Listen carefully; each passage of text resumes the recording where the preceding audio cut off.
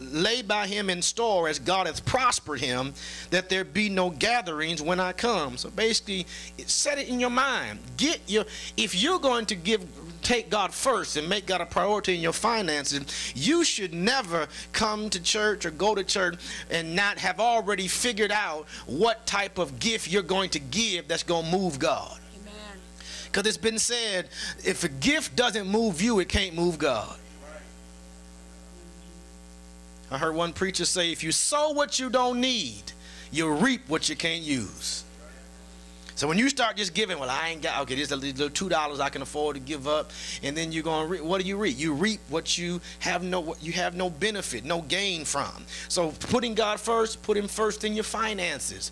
And this means that when you start talking about family, that family needs come first over personal needs. Say that again. Say that again, sir. Brothers, you can't walk, or if you're married and got married with children or whatever, you can't talk about trying to put rims on your ride, put a new system in there, and wear new Jordan and throwback jerseys if your kids don't have at least some bologna and some bread to eat. Y'all not talking.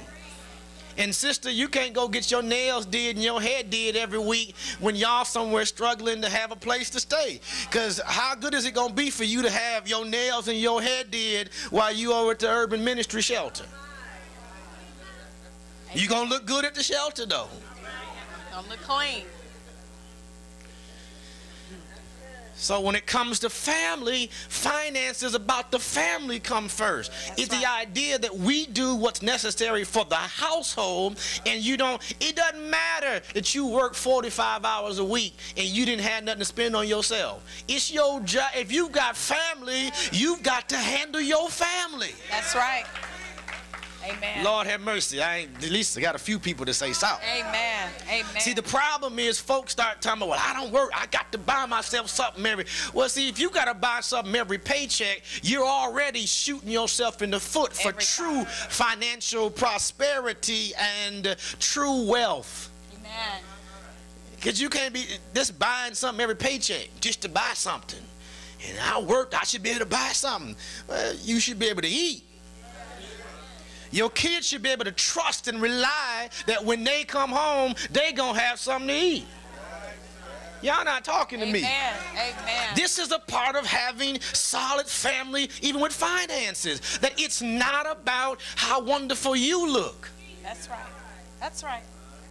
Because there are times, there come times, and I thank God, God is brought us out, bringing us out. And there are some times when I'll be like, I think I want to go buy me something. I'd be like, well, no, hold on, let me wait a minute, because I could just go run one place and get something.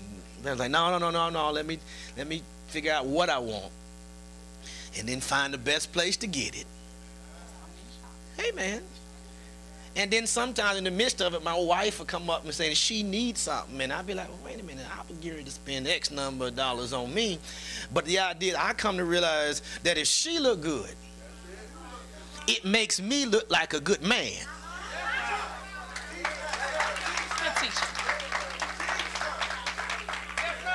That when she keep it looking fine, folk be like, yeah, dog, you be handling it. That's it. Y'all not talking to me. Amen. That's why some people, I've had people, and she not here today, but I had one faithful member, every time I say her something new, she'd be like, First Lady picked it out. I'm like, no, she didn't. But the idea is that, hey, you come out the house looking like it makes your spouse look, represents your spouse. That's right. Your kids coming out represent you. That's right. So you should make sure if you got to put cardboard in the bottom of your shoe to keep your foot from getting wet, You gotta have something. your kids should be able to hold it in the road. And some of us, we got young kids. We need to be planning now so that your young child can go to college. Say that again. You can't be wearing all the latest gear and you wearing your child's college fund. Amen. Amen. Gotta have them first in the finances. All right, let me back up on that finances. I'd stay there for a while. Lord have mercy. All right, so in this acronym of first, the F is for finance. The I is for interest. Your interest. Let me read 1 Corinthians 10 and 31. Whether therefore you eat or drink or whatsoever you do, do all to the glory of God. See, if you're going to talk about putting God first in your interest, and your interests are the things that get you excited. We know your interest by what gets you smiling and happy. Amen. Even the most solemn of people, you get the right interest, they perk up. You'd be like, what in the world? Put me on the golf course. Yes, sir. Gonna perk up.